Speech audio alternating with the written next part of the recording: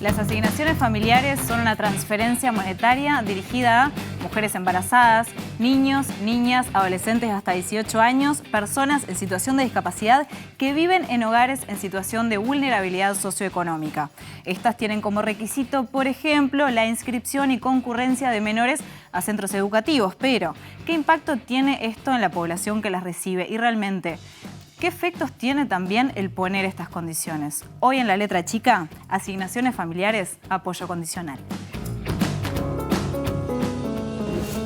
Va a haber un aumento de 4% en las asignaciones familiares Plan de Equidad. El refuerzo que vamos a dar en el periodo de junio a septiembre inclusive a 130.000 niños de 0 a 6 años que reciben asignaciones familiares Plan de Equidad, y es un refuerzo de 1.500 pesos por niño. La semana pasada, el Ministerio de Desarrollo Social anunció que a partir del jueves 4 de agosto iba a suspender unas 11.500 asignaciones familiares a beneficiarios cuyos hijos no están concurriendo a la escuela, al liceo o a UTU. 11.500 es el 2,7% del total de beneficiarios de asignaciones familiares Plan de Equidad. El 77% de quienes no están cumpliendo con la contraprestación de seguir estudiando son mayores de 13 años, es decir, que deberían estar en secundaria o en UTU. A nivel general, el mensaje que damos, si hacemos la vista gorda, es hipotecar el futuro de esos menores. Yo no estoy dispuesto a hipotecarlo. Aproximadamente 7.400 asignaciones familiares, Plan de Equidad, van a ser suspendidas a partir del mes de septiembre. ¿Hay comprobación de que la quita de la asignación familiar incide para que los alumnos vuelvan a clase o para que una parte importante de ellos lo haga? Bueno, acá por ahora el impacto ha sido poco, es algo que tenemos que seguir estudiando, a ver cómo afecta la contraprestación en la revinculación. A nivel agregado, aún si focalizamos en el quintil, en el 20% más pobre de la población, no vemos que al quitar la transferencia haya un cambio visible en la tasa de asistencia. Las evaluaciones que existen de asignaciones familiares muestran que la recepción de la transferencia en sí aumenta en promedio en un 3% la asistencia al sistema educativo. Esto no específicamente la condicionalidad. Lo que no sabemos cuánto de ese efecto es por la condicionalidad y cuánto es simplemente por recibir la transferencia, que es obviamente a través de los ingresos que genera puede facilitar que las familias puedan mandar a sus hijos a los centros educativos. Me parece que es un problema mucho más complejo que tiene que ver con cómo se abordan estos núcleos duros de marginalidad, de pobreza, y que no alcanza con hacer una sanción pecuniaria, ni tampoco garantiza el pago de la asignación familiar que ese gurí concurra, aunque no se haga la sanción. Concurre, sí, ¿por qué concurre? Por la sanción, bueno, bárbaro. ¿Y qué pasa con el resto del entorno familiar? ¿Qué pasa con el rendimiento escolar de ese gurí, con sus formas de aprendizaje? Con una transferencia relativamente pequeña que se le brinda a los hogares, se le exige mucho. Se le exige también que sea un instrumento que permita e incentive la concurrencia al sistema educativo. Se le exige que sea un instrumento que asegure que los padres cumplan o cumplamos la obligación de concurrir al sistema de salud. Hay un viejo principio en economía, yo diría que en ciencias sociales, que dice: por cada objetivo de política debo tener un instrumento. Cuando uno construye un instrumento y con ese instrumento pretende responder a varios objetivos de política, es probable que se entren en contradicciones. ¿Qué tal? ¿Cómo están? Muy buenas noches. Bienvenidos, bienvenidas a La Letra Chica. Hoy estoy sola porque Temponi anda con otros menesteres laborales, pero mañana volverá. Y bueno, vamos a meternos con este tema de qué tratan las asignaciones familiares, las transferencias monetarias. Y lo vamos a hacer desde 3 puntos de vista, desde el económico, el social y también el filosófico. Y arrancamos por la economía con nuestra columnista y economista Lucía Vázquez. Bienvenida y gracias. Muchas gracias. ¿Cómo estás, Maite? Bien, Lucía, antes de meternos con definiciones, hay cifras relativamente nuevas de pobreza. Sí. Vayamos primero por ahí. Sí, bueno, tuvimos las cifras del primer trimestre de este año, del primer semestre, perdón. Ahí tuvimos que la incidencia de la pobreza para el total de la población fue del 10,7%. Eso implica un aumento respecto a los niveles pre-pandemia. Y si miramos la pobreza infantil, concretamente a la población menor de 6 años, la incidencia está en un 22,5%.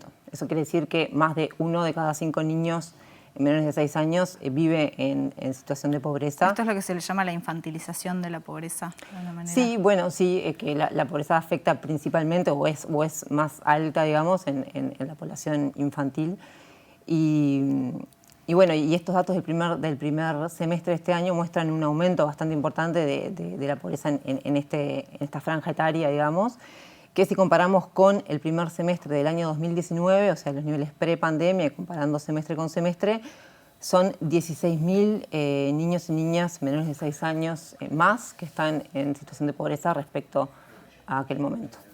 Lucía, las transferencias van enfocadas en realidad a prácticamente toda la población. O sea, muchos recibimos transferencias y quizás no lo pensamos con ese nombre. Entonces, brevemente, ¿cómo funcionan estas transferencias? Y después sí, vayamos puntualmente a determinadas poblaciones también. Bien, sí, el mundo de las transferencias es bastante amplio. O sea, de hecho, las transferencias que se llevan, el grueso del presupuesto son transferencias que van a educación, a salud, transferencias no monetarias. Ahora, lo que son las transferencias monetarias que están como más focalizadas en la infancia, ahí podemos tener dos categorías, las directas, que ahí tenemos las asignaciones familiares o AFAM y la tarjeta Uruguay Social, TUS, y eso implica que el hogar recibe un monto mes a mes. Y después tenemos también las transferencias indirectas, que ahí lo que están son las deducciones en el pago del IRPF por rentas del trabajo, deducciones por menores a cargo de esos trabajadores que son contribuyentes de IRPF. Y estas son indirectas porque no implica que el hogar reciba un ingreso en efectivo mes a mes, sino que es un monto que deja de pagar por ese concepto, digamos. Y cuando hablamos de las otras poblaciones objetivo de estas transferencias, por ejemplo, asignaciones familiares. Sí, bueno, ahí tenemos como estas transferencias que mencionaba recién, se concentran en distintos sectores de la población. Por un lado tenemos la tarjeta Uruguay Social, que apunta a la población de extrema vulnerabilidad. De hecho, el objetivo de esta transferencia es que el hogar pueda cubrir sus necesidades mínimas de consumo de alimentos, ¿no? Claro. Después, siguiendo en orden, tenemos a las asignaciones familiares del Plan de Equidad, que están orientadas a hogares en situación de vulnerabilidad, no extrema, pero sí de vulnerabilidad, con presencia de niños, niñas, adolescentes, embarazadas, personas con discapacidad. Después tenemos las asignaciones familiares que venían ya del siglo pasado, que son las viejas, digamos, que si bien se mantienen, han perdido bastante relevancia, tanto en el alcance a la población como los montos. En este caso se requiere que en el hogar haya un trabajador formal, digamos un trabajador que aporte al BPS o un jubilado o un pensionista, que eso es diferente a las anteriores porque es un requisito. Y por último, están estas deducciones en el pago de IRPF que obviamente alcanzan una población de ingresos más altos porque justamente son trabajadores formales que además son contribuyentes de impuesto a la renta. Así que es una cobertura bastante amplia, podríamos decir. Sí, bueno, si tomamos estas cuatro, digamos, en conjunto, la población menor de edad está cubierta en un 80%. O sea, 8 de cada 10 niños, niñas y adolescentes en Uruguay reciben algún tipo de transferencia. O sea que es una cobertura así bastante amplia. Repasemos los montos también, porque muchas veces creo que desde aquel el plan de emergencia, que muchas veces se instalaba como esa especie de relato de la gente vive de estas transferencias, ¿no? Entonces, sí. Cuando hablamos de dinero, ¿de cuánto estamos hablando? Bien, sí, está bueno traer esos montos con ejemplos concretos. Teníamos unas placas para Sí, tenemos unas placas para compartir. Bien, ahí tenemos los montos de AFAM, de asignaciones familiares del Plan de Equidad, ¿no? Entonces, por ejemplo, un hogar con la presencia de un menor en edad escolar percibe por este concepto 2.159 pesos. Ahora, un hogar con 2 menores en edad escolar no recibe el doble de ese monto porque acá lo que entra en juego son las escalas de equivalencia. Esto quiere decir que por cada niño o niña o adolescente adicional que se suma al hogar, el monto va bajando. ¿sí? Porque bueno, se asume que hay ciertos costos en el hogar que no se duplican por tener 2 niños. O sea que, claro, así que se esa idea reparten. de que mientras más, entonces es mucho más dinero, se va multiplicando, No. De hecho, si calculás el promedio por menores de edad, en realidad Te va quedando per cada vez cápita menos. te va quedando cada vez menos. Sí, entonces esos son como algunos ejemplos con 1, 2 y 3 menores en edad escolar. Bien, y después tenemos qué pasa cuando hay también un adolescente, por ejemplo. Claro, bueno, por cada adolescente hay una cosa que se llama como complemento. Entonces acá, poniendo un ejemplo de un hogar que tenga 2 menores en edad escolar y un adolescente, cobraría 5.098 pesos. ¿Y qué rol, antes de seguir con eso, también tenemos otras cifras que son las de TUS? Claro, bueno, estos montos son de las asignaciones familiares. Después tenemos la tarjeta que va orientada, como decíamos hace un ratito, a hogares en extrema vulnerabilidad. Bueno, y ahí los montos varían. Son con presencia de un menor, 2 menores, 3 menores y 4 o más. Ahí se frena. Y acá lo que tenemos es la transferencia simple y doble. O sea, dentro de esa población en situación de extrema vulnerabilidad, más o menos la mitad que está peor recibe el doble de la transferencia y la otra mitad recibe el monto simple, digamos. Cuando llegó la pandemia, recordemos que después de que pasó un tiempito, el gobierno reforzó los montos de algunas transferencias. Sí. ¿Qué rol jugaron este tipo de transferencias que ya estaban instaladas en Uruguay en ese momento tan clave y de crisis, ¿no? Donde tantas personas quedaron sin laburo y en situaciones que si ya estaban en alguna situación de vulnerabilidad socioeconómica, muchas veces quedaron mucho peor? Sí, fue evidente que fue un shock para muchos hogares de ingresos. Y bueno, un punto muy importante a destacar es que Uruguay ya contaba con este sistema de asignaciones familiares en marcha. Entonces, la población objetivo ya estaba claramente identificada y eso permitió como actuar rápidamente de forma bien focalizada, ¿no? Entonces eso fue, la verdad, que una ventaja muy importante para justamente atacar este impacto negativo, ¿no? en los ingresos de los hogares. Entonces, inmediatamente el gobierno desplegó diversas acciones. Entre ellas estuvo reforzar el monto de las asignaciones familiares, reforzar el monto de la tarjeta y también distribuir canastas para esa población que no entraba en ninguno de estos planes. Y bueno, trabajadores informales, o sea, población que no entraba en ninguno de estos planes, bueno, se atacó, digamos, con la canasta. Entonces, en ese momento, si bien se desplegaron estas medidas, lo que sí se cuestiona es el monto de esas medidas, ¿no? De hecho, fue suficiente. Exactamente, hay estimaciones que indican que ese aumento de estas transferencias implicó un aumento de 4% en el ingreso de los hogares beneficiarios. Entonces, en ese momento hay un estudio de Mauricio de Rosa y Matías Brum, ambos economistas del investigadores del Instituto de Economía de la Facultad de Economía de Lobelar. Ellos lo que hicieron en ese momento fue estimar que estas acciones, digamos, no eran suficientes para neutralizar un aumento de la pobreza. Y de hecho, con el diario del lunes sabemos que en el 2020 tuvimos un aumento de la pobreza que implicó que 100.000 personas cayeron por debajo del umbral, digamos, de la línea de la pobreza. Entonces, con las cifras que hoy ya conocemos, no se pudo neutralizar, más allá de que se desplegaron inmediatamente estas acciones. Entonces, de alguna manera lo que dicen es que quizás con más dinero se podría haber frenado un poco o no. Sí, de hecho ellos estiman que con un aumento bastante modesto de esas transferencias que lo estimaron en 0,44% del Producto Interno Bruto en el 2019, con ese 0,44% adicional se podría haber neutralizado. O sea, ese aumento de 100.000 personas que pasaron a estar en situación de pobreza podría haber sido cero. Ahora, los efectos de esta crisis de pandemia sobre la pobreza y la desigualdad en el mediano y largo plazo todavía no los conocemos.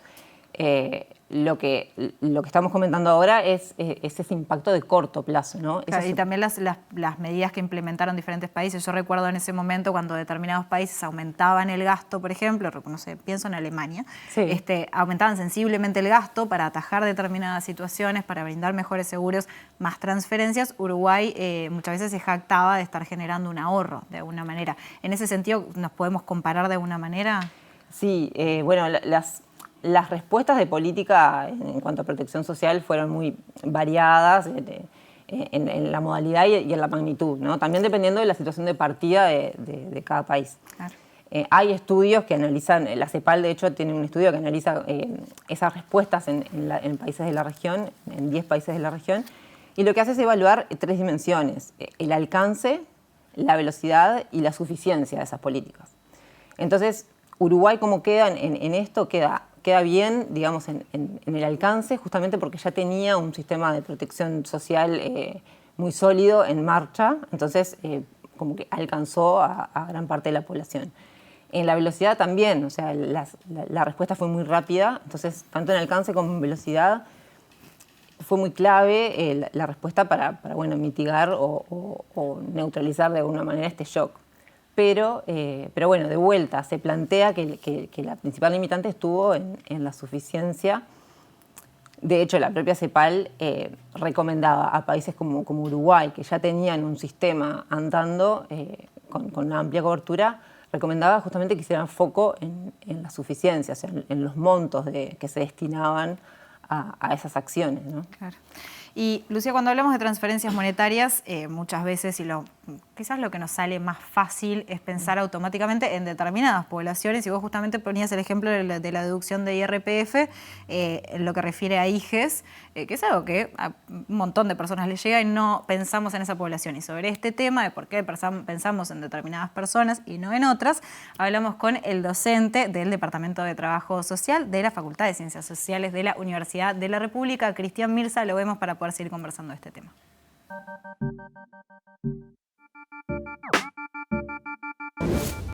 Las transferencias de ingresos no deben ser condicionadas ni las asignaciones familiares ni a ninguna otra de naturaleza similar.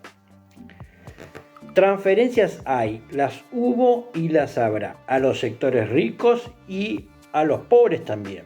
Sin embargo, la fiscalización de las contrapartidas se focaliza únicamente en estos últimos. ¿Qué es? Control o disciplinamiento social, estigmatización o reconocimiento de derechos.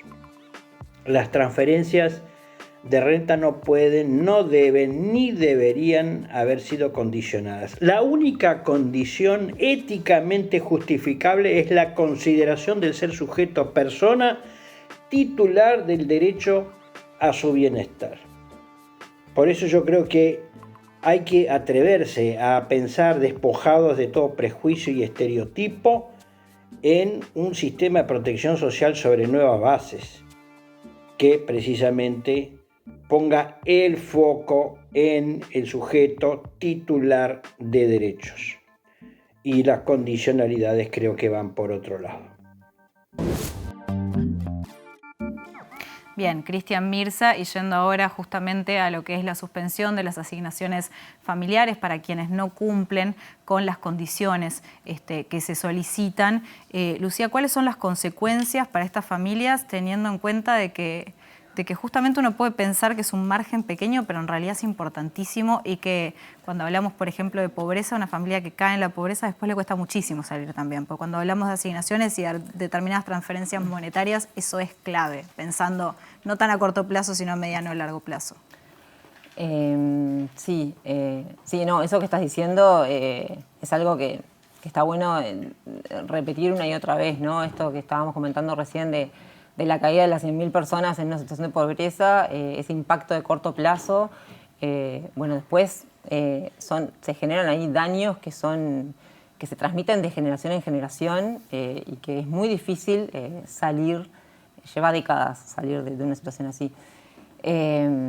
Así que eso es algo que está bueno siempre remarcarlo, ¿no? Porque o sea, no es lo que está pasando ahora en este momento, estos 100.000 o ciento cuantos miles, sino, bueno, todos los efectos a largo plazo en la vida de esas personas. Claro, aparte manejamos cifras a veces como, no sé, si estuviéramos hablando de lechugas.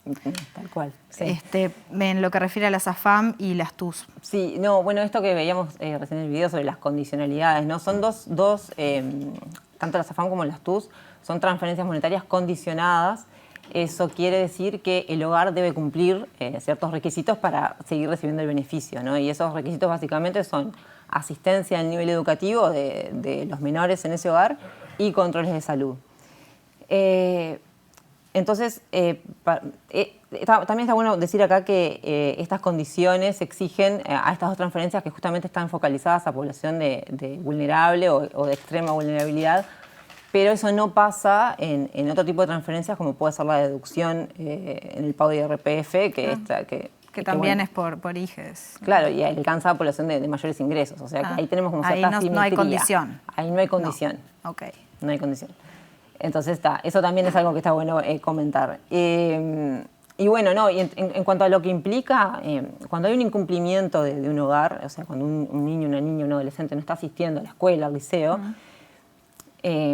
lo que es importante es entender qué hay detrás de ese incumplimiento, ¿no? Porque probablemente haya problemáticas bastante complejas, como pueden ser, por ejemplo, una situación de embarazo adolescente, o puede ser que un chiquilín deja de ir al liceo porque necesita salir a trabajar para complementar los ingresos del hogar. Entonces ahí, bueno, se le suspende el beneficio. Entonces ese hogar o esas personas, esos niños y adolescentes están en una situación de vulnerabilidad que se termina agravando porque además de no poder asistir al sistema educativo, se está negando el derecho de tener un ingreso digno. Hay toda una discusión en torno a esto, a condicionar sí, condicionar no, pero bueno, como idea por lo menos introductoria a lo que sigue, está bueno como marcar esto, ¿no? De entender qué hay por detrás de ese incumplimiento. Exacto. Lucía Vázquez, muchísimas gracias. Y en ese debate de sí o no, condiciones, por qué hacen otros países, nos vamos a meter en el próximo bloque. Ya venimos. Gracias.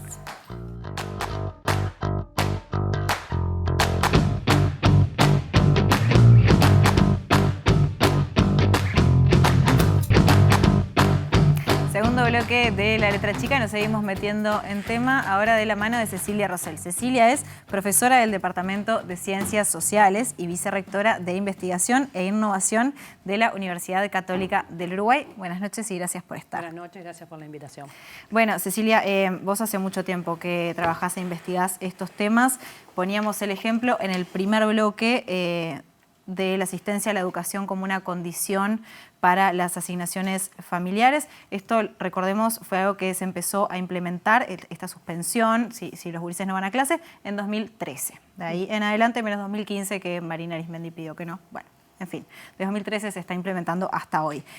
Comencemos, Cecilia, explicando qué son estas especies de condicionalidades o contraprestaciones. Bueno, ya un poco lo conversaron antes en el bloque con Lucía. Las condicionalidades o contraprestaciones son un requerimiento que la política pública le pone a los beneficiarios de una política determinada para desarrollar cierta conducta. Para poder recibir el beneficio y al mismo tiempo mantenerlo, tiene que hacer X, algo. ¿Ah? Esto existe en muchas áreas de política pública.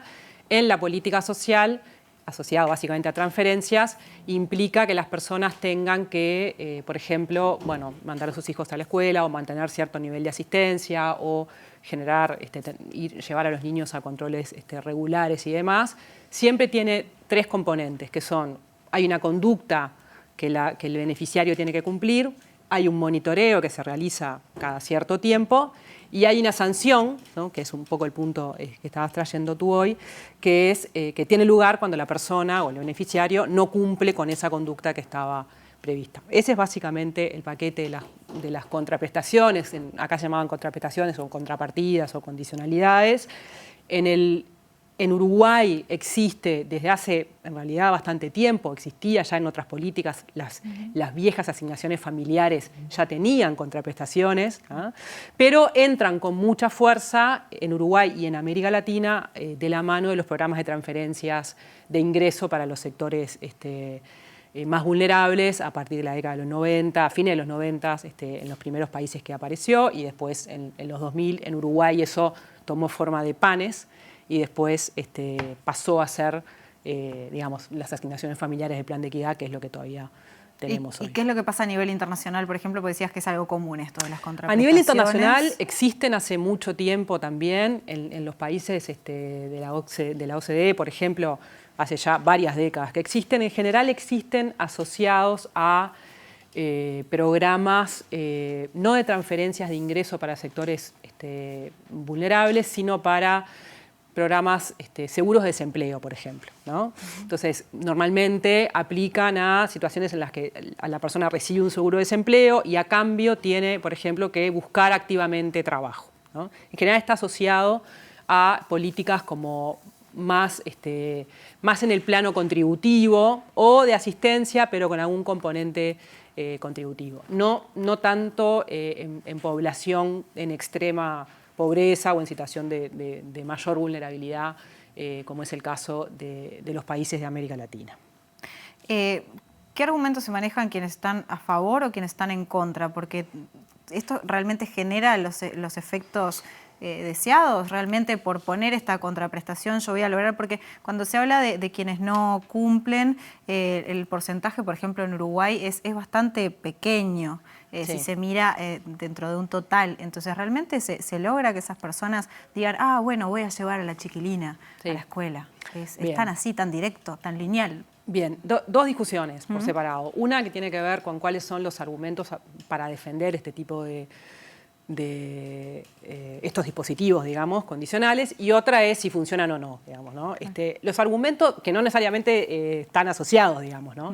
Los argumentos para defender este tipo de dispositivos son de dos tipos, ¿no? Uno tiene que ver con, bueno, esta idea de que si yo acompaño la transferencia con una condicionalidad, eso permite que la persona pueda, o las familias puedan de alguna manera invertir en la educación de sus hijos. Incentivo de alguna manera que las familias hagan esa inversión que por sí solas quizá no van a hacer, por distintos motivos, ¿no? Ese es como el argumento clásico, el que sostuvo, digamos, todas estas políticas condicionadas en América Latina que antes mencionaba, ¿sí? Después hay otro argumento, que no es menor, que es un argumento de economía política, ¿tá? Y es políticamente para poder llevar a cabo, para poder implementar políticas focalizadas de transferencias de ingresos a estos sectores, necesitamos poner alguna condición para que otros sectores estén dispuestos, digamos, a acompañar, digamos, este tipo de políticas, ¿no? Para que políticamente sean viables, ¿no? Estos son como los dos argumentos fundamentales. Hay una literatura muy amplia que critica fuertemente, bueno, algunos de los argumentos ya los mencionaba, lo planteaba Cristian Mirza y muchos otros, pero a nivel internacional esto se discute mucho y los argumentos son de dos tipos, ¿no? Hay unos argumentos que son básicamente normativos, digamos, donde la discusión no es si funcionan o no, sino bajo qué principios nosotros tenemos este tipo de dispositivos, ¿no? Lo que planteaba Cristian Mirza un poco va en esa línea, digamos, ¿no? Bueno, asumimos que la transferencia y el derecho al bienestar es un derecho de las personas y entonces no podemos condicionarlo a que realice cierta conducta, ¿no? Pues los derechos no se condicionan, ¿no? Ese es un punto. El otro es, bueno, este tipo de políticas condicionadas cristalizan una cierta división entre las personas que cumplen y no cumplen, ¿no? O entre lo que la literatura llama los deserving y los non-deserving, ¿no? La gente que se merece y que no se merece las transferencias. Como categorías. Exacto. Lo cual, a su vez, trae otro problema aparejado y es que hay hay un riesgo muy claro de generar, de estigmatizar, digamos, ¿no? A esta población por si cumple, además del estigma asociado a la focalización, que siempre es un riesgo que existe en este tipo de políticas, este componente de estar todo el tiempo mirando, ¿no? Y monitoreando cada 6 meses si mandan a los hijos, si no, sí, ¿no? Y al mismo tiempo sancionando y publicando, no van, sí, porque no van, que no fueron, porque, ¿no? Todo eso concentra, digamos, la atención sobre el no cumplimiento, sobre si efectivamente se merecen. Y siempre sobre determinadas personas. Correcto, además. ¿no? Entonces, eso y toda esta discusión que acabo de plantear es una discusión que en realidad no tiene que ver con si funcionan o no. Aunque funcionen, ¿sí? Si funcionaran perfecto y lograran el objetivo que logran, igual tendríamos este problema, ¿no? Estos argumentos normativos, esta discusión normativa sobre la mesa, ¿sí? Pasando ahora al otro punto, que es el punto de si funcionan o no. Bueno, la literatura, los estudios que hay sobre esto, hay un problema fundamental que lo planteaba Mariana Serpa en el video del inicio, y es que en realidad, del punto de vista metodológico, es muy difícil separar el efecto de la transferencia del efecto de la condicionalidad, ¿no? Básicamente lo que hay que hacer, digamos, ¿no? Para poder saber el efecto específico de la condicionalidad es hacer un experimento y tener un grupo de tratamiento y un grupo de control, ¿no? O sea, que sean iguales en todo, salvo que uno tiene una transferencia que es condicionada y otro que no, y ver qué pasa, ¿tá? Y eso en la vida práctica real no se puede hacer. Hay algunos ejemplos de eso en algunos países africanos con modelos de transferencias distintos de los que tenemos en América Latina. Pero en suma, las evaluaciones que no son de ese tipo, ¿tá?, que tenemos muestran resultados mixtos, ¿tá? Y esos resultados están fuertemente mediados por el tipo de diseño, ¿tá? Porque en realidad, una cosa que no dije antes, y es que si bien es cierto que por ejemplo en América Latina, todos estos programas tienen condicionalidades, hay muchas maneras de hacerlo, ¿sí? De hecho, en un estudio que estamos ahora presentando el 25 de octubre con Florencia Antía de la Universidad de la República, justamente sobre condicionalidades, mostramos que en realidad hay un gradiente muy amplio y muchas formas de hacer esto. Hay modelos más punitivos, modelos menos punitivos, modelos que acompañan más a las personas antes de sancionarlas, les avisan, ¿sí? Y otros que en realidad, ni bien el niño deja ir a la escuela o falta 3 días, se saca el dinero. ¿Y Uruguay ahí cómo se Uruguay ubica? está en el medio, más desde el 2013 en adelante, más hacia los punitivos, ¿ah? Porque tiene una política que es bastante dura, digamos, en comparación con lo que hacen otros países, ¿ah? Pero volviendo al punto anterior, y perdón por esta digresión, No, por favor. las evaluaciones no son independientes de cómo se hace esto, digamos, ¿no? O sea, si funcionan o no, con resultados mixtos, está fuertemente vinculado con de qué manera es que se hace. ¿Sos punitivo, no sos punitivo? ¿Lo sacás a los 2 días que el niño faltó? ¿No? ¿Lo acompañás? ¿Le avisás que lo vas a sacar? ¿No le avisás? En fin, hay como... Entonces, ahí tenemos un primer problema, y es que en realidad no tenemos evidencia fuerte ni concluyente de que esto funcione a nivel internacional, y en Uruguay tampoco, ¿tá? Como bien se planteaba en los clips anteriores, hay movimientos muy en el margen, ¿sí?, de la asistencia, digamos, educativa, y tampoco sabemos si eso se debe solamente a las condicionalidades. Parte de lo que pasa, entonces, dado este contexto de evidencia, ¿sí?, está bueno complementar estos datos con otra cosa, y es que sí tenemos evidencia sobre algunas de las cosas que pasan que están detrás del no cumplimiento, ¿no? Y hay varios estudios de distinto tipo, cualitativos, cuantitativos, ¿no? Un elemento importante, ¿no?, que ha ido cambiando a lo largo del tiempo, pero que es importante, y es que en las primeras evaluaciones que teníamos de AFAM, de asignaciones familiares de plan de equidad, había una proporción importante de la población beneficiaria que no sabía, ¿sí?, que la política estaba condicionada o no tenía claro cuál era la condicionalidad o la contraprestación de esa política. Eso obviamente fue cambiando en el tiempo, en parte porque suspensión mediante, ¿no?, y prensa asociada mediante esto se va conociendo, ¿no? Pero como elemento, como dato, es muy relevante, ¿no? Hay un primer punto, y es, bueno, todo este mecanismo, ¿no?, de que la persona tiene que saber que esto es un incentivo, que lleva al hijo a la escuela y demás, ¿no?, y que, digamos, y no lo pensaba mandar, y cambiar la conducta y mandarlo, ¿no? Todo esto es relativamente complejo, ¿no?, y no siempre en la realidad funciona, ¿sí? Después hay otros elementos que tienen que ver con si en realidad, un poco lo adelantaba Lucía, si en realidad es razonable que, por los montos que vimos proyectados aquí, esperemos un cambio de conducta, por ejemplo, asistencia a la educación media, con todas las complejidades que sabemos que tiene, digamos, en el Uruguay de hoy la asistencia a la educación media y en esa población en particular.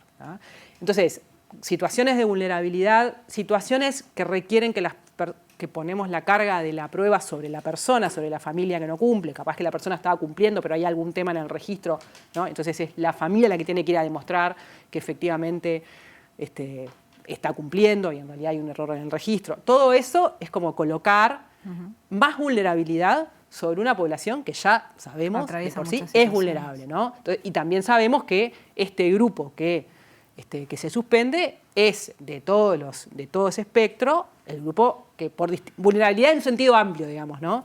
Que está en peor situación. Lo cual tiene un patrón un poco regresivo, digamos, ¿no? Una forma, digamos, de administrar esto, ¿no? que es compleja, por lo menos compleja. Y no es como una cuestión, quizás es una opinión mía, esto lo aclaro, pero como paternalista en esto, teniendo en cuenta que, por ejemplo, Lucía explicaba que en lo que refiere a las deducciones de IRPF por niñez, vuelvo a la cuestión hijes porque me parece más sencillo para comparar, eso no se fiscaliza. Entonces, si yo tengo hijes y a mí nadie me controla si es por IRPF, pero en estos casos la fiscalización es alta y se controla y se está encima. Hay como una cuestión punitiva y paternalista de tratar a estas personas diferente a cómo tratamos a las otras, desde el Estado. No sé, ¿cómo lo ves? Hay, digamos, creo que paternalista, digamos, sí, seguramente sí, probablemente no, ahí. Es como esa cosa de retar, ¿no? No sé lo que yo quiero, entonces. Probablemente ahí Gustavo Pereira tenga más elementos para aportar, pero lo que sí es claro es que este tipo de políticas focalizadas, fuertemente condicionadas, que además requieren, no hay que olvidarse de una cosa importante, que requieren una estructura importante, recursos. Todo esto cuesta hacer esto bien, controlar, monitorear, sancionar, sacar de la base, ¿no? Todo eso requiere inversión pública, presupuesto. Humanos. Exacto, ¿no? Entonces, eso va cristalizando una idea progresiva de atención permanente en este sector, ¿sí? Eso es clarísimo y además lo hemos visto en Uruguay, los datos muestran, los datos de opinión pública generales, muestran una cierta, digamos, una menor tolerancia a la pobreza incumplidora, digamos, ¿no? O una percepción más clara de que la pobreza es un problema de responsabilidad individual y de que básicamente los pobres son pobres porque no quieren trabajar, ¿no? Y eso, digamos, no tengo evidencia para conectar todas estas piezas, pero sería muy raro, ¿no? que viendo cómo van evolucionando, ¿no? Cómo va evolucionando este fenómeno en Uruguay, estas piezas no estén conectadas de alguna manera, ¿no? Y eso es muy problemático y es un criterio claramente desigual respecto de cómo se maneja, digamos, las transferencias y otros beneficios sociales para otros sectores, como tú bien decías, y me parece que es importante explicitarlo y pensar, digamos, por qué es así y si queremos que siga siendo así. Y Cecilia, ya llegando al final, ¿son importantes estas transferencias para estas personas? Muy importantes, muy importante que existan, muy importante que se haya instalado, ¿sí? En el Uruguay, en la región, la idea de que transferir dinero, a veces eso es lo que se precisa. Desde el punto de vista, dicho esto, no hay que olvidarse que desde el punto de vista de su peso presupuestal, esto es muy acotado. Pequeñito. Lo cual también contrasta con esto que vos planteabas, de estamos obsesionados mirando qué está pasando acá, y al final el peso que esto tiene en el presupuesto, en el PIB, en Uruguay, es, la verdad, muy bajo. Cecilia Rosell, muchísimas gracias. Gracias a ti.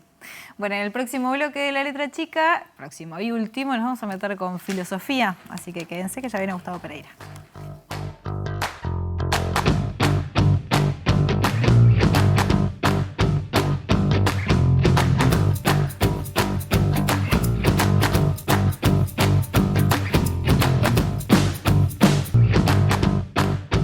Y vamos a cerrar este programa sobre asignaciones familiares con un punto de vista filosófico. Y para eso recibimos al columnista y docente también de la Universidad de la República, Gustavo Pereira. Buenas noches y gracias. Buenas noches, Maite. ¿Qué tiene que ver todo esto que venimos hablando, que vos venís escuchando estos bloques anteriores, con la justicia social y con la filosofía? Bueno, el pensar en políticas de transferencia de ingreso nos lleva a preguntarnos por qué son necesarias, ¿sí? ¿Qué es lo que las vuelve necesarias? Yo creo que la respuesta a eso es en clave de justicia y en clave de algo así como una especie de fallo de la democracia, ¿sí? Es decir, en una sociedad justa no necesitaríamos este tipo de políticas de transferencia. ¿Sí? En una sociedad justa, todos los ciudadanos tendrían garantizado su mínimo social, como se suele denominar.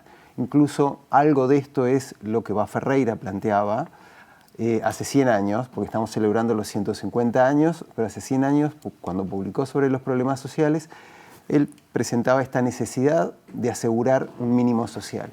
Entonces, creo que lo que tenemos es un fallo de la democracia que genera pobreza, ¿sí? Que es una lacra para la democracia, y como forma de restaurar la condición de igual ciudadanía es que pensamos en este tipo de políticas, ¿sí? En distintos tipos de políticas sociales. El objetivo es reasegurar la igual ciudadanía perdida para la población que cae por debajo de estos mínimos sociales. Y las transferencias de ingresos son una de esas posibles políticas para restaurar esa idea de igual ciudadanía que es crucial para que todos podamos tomar parte en términos simétricos en los procesos de toma de decisiones. Y en esto que decías de la democracia, me pregunto un poco también, y creo que casi en todos los programas que hemos estado contigo yo te hago más o menos la misma pregunta, pero ¿democracia o capitalismo también? Porque si hablamos, por ejemplo, de liberalización de los mercados, de menos presencia del Estado ahí, que implica menos asignaciones familiares, transferencias monetarias, etcétera. ¿Cuál de las dos es o es las dos? ¿O es el capitalismo y la democracia o están completamente unidas, bueno, entonces? Ya te respondí algo parecido a lo que te voy a responder ahora. Bien, vale. Y es que hay varias formas de democracia y distintos tipos de capitalismo. Claro. Entonces, no sé, podemos pensar en una sociedad con un capitalismo salvaje, ¿sí? Que puede ser una democracia, y compararla con una sociedad nórdica, que también es una democracia con lo que se suele denominar como una democracia social, ¿sí? Fuertemente igualitaria, con sistemas de protección muy altos. Entonces, casi siempre cuando pensamos en términos de democracia y de sociedades capitalistas, tenemos que pensar en múltiples variantes de ambos y de múltiples posibles combinaciones, que es exactamente lo mismo que cuando hablamos de libertad, ¿sí? Cuando hablamos de libertad, no estamos hablando de una sola forma de libertad, aunque a veces parecería que fuese así. Tenemos distintos tipos de libertad y estas políticas, para retomar con lo que habíamos iniciado, estas políticas pretenden restaurar esa igual libertad inherente a la igual ciudadanía. Y cuando hablamos de justicia social y de la teoría de justicia de John Rawls, que también tú la has traído acá al programa, ¿de qué hablamos y qué tiene que ver esto con el utilitarismo, ¿no? Con esta cosa de qué tan útiles somos y que eso sea lo funcional y lo que sirve? Bueno, no? bien. Para una concepción de justicia como la de Rawls, que es una concepción de corte liberal, pero es un tipo de liberalismo que se conoce como liberalismo igualitario, para que la audiencia tenga algún referente político, histórico, sería algo muy parecido al vallismo nuestro, ¿sí? Para este tipo de concepción de justicia es imprescindible garantizar mínimos sociales, ¿sí? Y en una sociedad justa, bueno, la caída por debajo de esos mínimos es muy poco probable, ¿sí? Es una sociedad justa en términos igualitarios, donde incluso las diferencias de ingreso, las diferencias de riqueza son reducidas o contrarrestadas. Es decir, una sociedad justa no puede ser una sociedad fuertemente desigual, ¿sí? Por una razón muy simple, por el poder que significa el poder concentrar una gran cantidad de riqueza. Esa idea de igual ciudadanía con la que empezamos, bueno, se ve vulnerada si vos tenés un monto de riqueza tal que te permite influir en el proceso de toma de decisiones de una forma radicalmente diferente a la que puedo hacer yo. Entonces, ese es como una concepción, es la concepción que estaría de trasfondo. Y luego lo que tenemos es, en las sociedades reales, bueno, la posibilidad de mercantilizar nuestra vida. Y que tal vez detrás de esto de las contraprestaciones hay algo de ese tipo, ¿sí? De alguna manera el reducir nuestra vida a controles, a test que nos permiten, bueno, ver si seguimos otorgando o no otorgando una transferencia de ingreso, y que tal vez puede tener en un principio la buena intención de restaurar esa idea de igual ciudadanía, pero lo que sucede, o lo que yo estaba pensando era cuando estaba escuchando a las otras panelistas, y también vos decías algo de ese tipo, es que eso es para algunos, ¿sí? Y yo tengo toda la sensación, y esto lo pensé ahora recién, que detrás de esto de las contraprestaciones hay algo de aporofobia, ¿sí? Es decir, es algo que se le exige a una porción de la sociedad, y da la casualidad que esa porción de la sociedad es la más vulnerable. Y hay creencias, seguramente, detrás de este tipo de contraprestaciones, que no son restauremos la condición de igual ciudadanía, sino que las creencias probablemente sean, bueno, esta gente quiere vivir del Estado, no es suficientemente forzada, lo que pretenden es trampear y aprovecharse de este tipo de circunstancias. Y eso es lo que probablemente late detrás de este celo de controlar una transferencia que es insignificante, porque Lucía mostraba las cifras y estamos hablando para de alimentación y básica. Y nadie puede vivir con eso, ¿no?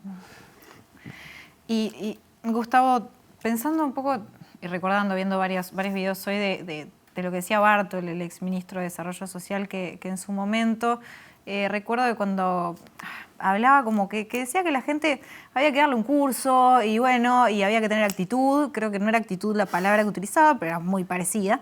Y bueno, y así se sale, que él había conocido muchas historias de que eso es una cuestión de actitud y de dar con el curso correcto. Decía que había que hacer yoga. Yo escuché eso. Bueno, dicen que la respiración es muy importante.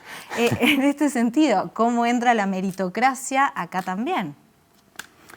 ¿Es una cuestión de méritos nuestros? ¿Hay una cuestión de actitud nada más? Bueno, no, definitivamente no. Ajá. Definitivamente no. Es lo que nosotros como seres sociales vivimos en un entramado de relaciones que son los que nos posibilitan llevar adelante nuestros planes vitales. Y por supuesto que nuestra acción tiene una intervención y es relevante en lo que podemos lograr, pero no es algo que esté bajo nuestro control absoluto, ni haciendo yoga, ni respirando, ni con un curso. Es decir, el poder salir de la pobreza o el poder obtener aquello a lo que aspiramos es algo que depende de circunstancias que están mucho más allá de nosotros, ¿sí? No sé si te acordás, pero cuando hablábamos en uno de los programas, Aristóteles, cuando hablamos de la felicidad, Aristóteles decía que para ser feliz también había que tener suerte, ¿sí? Incluso hasta eso. No solamente estar en un contexto apropiado, en un contexto social, donde nuestros padres nos cuiden, nos protejan, donde las instituciones también nos amparen, sino incluso hasta suerte. Entonces, el éxito en nuestras trayectorias, y por éxito simplemente a lo que quiero referir es a lograr lo que nos proponemos, dependen de todos estos factores que complementan lo que podemos decidir y que casi siempre la capacidad que tenemos de actuar está fuertemente determinada por esas otras circunstancias. Clarísimo. Gustavo Pereira, muchísimas gracias. Bueno, gracias. Y hablabas de Eva Ferreira, y bueno, en la letra chica justamente por los 150 años del natalicio de Eva Ferreira. A partir de mañana vamos a comenzar un ciclo que va a ir todos los miércoles de octubre, donde vamos a estar hablando de diferentes cosas de Eva Ferreira, ¿verdad, Gustavo? Sí, va a estar buenísimo. Mañana, capítulo 1, Lógica Viva, vamos a hablar, por ejemplo, de educación ciudadana, discusión pública y otros menesteres. Y bueno, quédense aquí en la pantalla de TV Ciudad, que se viene Etiquetas, como siempre, siempre, muchas gracias por estar. Hasta mañana.